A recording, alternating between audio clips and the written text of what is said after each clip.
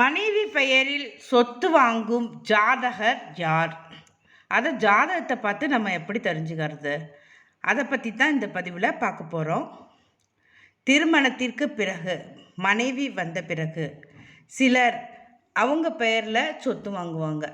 அதாவது அவங்க வந்ததுக்கப்புறம் பொருளாதார வசதி மேம்படும், பணவரவு அமோகமாக இருக்கும், குடும்பத்தில் அதை என்ன சொல்கிறது, மகிழ்ச்சி தாண்டவமாடும். அவங்க மனைவி பெயரில் தான் அதிகமாக சொத்து வாங்குவாங்க. அப்படி சேர்க்கறதுனால, அவங்க வாங்கிறதுனால திருப்பி திருப்பி மேலும் சொத்து வளர்ந்துக்கிட்டே போகும். அந்த சொத்துக்கள் அதிக மதிப்பு உயர்ந்து நிறைய அதன் மூலம் லாபம் சம்பாதிப்பாங்க. அவங்களுக்கு எப்படி இருக்கும் ஜாதகம், அதைத்தான் இப்போ பார்க்க போகிறோம். ராசி கட்டத்தில் லக்னத்திலிருந்து எண்ணி வருகின்ற 4ஆம் வீட்டு அதிபதியும் 7ஆம் வீட்டு அதிபதியும் இணைந்து 11ஆம் வீட்டில் இருப்பாங்க. ஒரு சிலருக்கு இந்த 7ஆம் வீட்டு அதிபதியும் 4ஆம் வீட்டு அதிபதியும் ஒரே கிரகமாக இருக்கும். அதாவது உபய லக்னத்தில் பிறந்தவங்களுக்கு 4, 7, கொஞ்சம் ஒரு சிலருக்கு குரு புதன் ஒரே கிரகமாக கூட இருக்கும். அந்த மாதிரியும் இருக்கலாம்.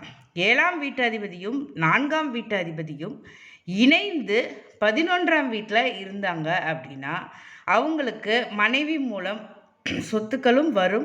மனைவி வந்த பிறகு அவங்க பெயரில் சொத்து வாங்கக்கூடிய யோகமும் அதிகமாக இருக்கும். அதன் மூலம் லாபமும் நிறைய சம்பாதிப்பாங்க. அதாவது மனைவி வந்ததுக்கப்புறம் அவங்க இந்த ரியல் எஸ்டேட் மாதிரி தொழில் பண்ணி நிறைய லாபம் அதிகமாக சம்பாதிப்பாங்க. இதுதான் விஷயம்.